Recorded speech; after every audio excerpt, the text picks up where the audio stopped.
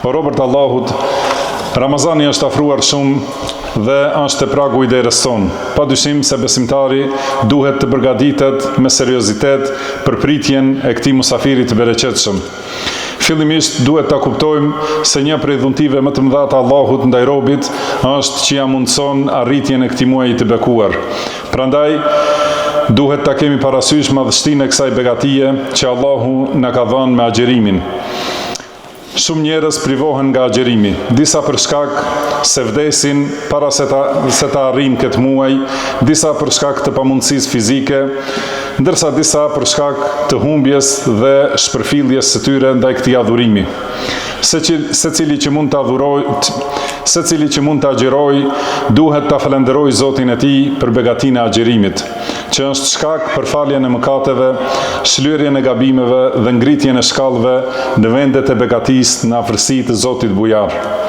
Prandaj jepjani kësaj begatie hakun e saj, duke e falenderuar Allahun me fjalë dhe me vepra, duke i përmbushur detyrimet e agjerimit, etikën dhe sunetet e tij.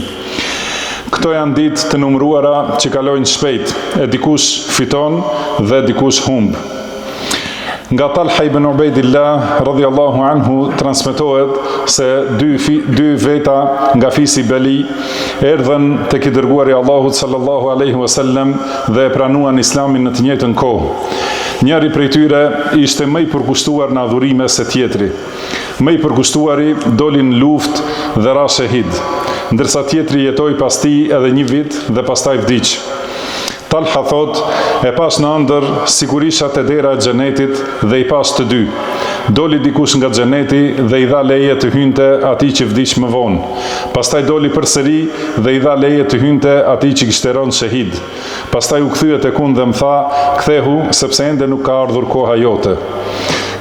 Talha filloi t'ua tregoj këtë ëndër njerëzve dhe ata u habitën shumë.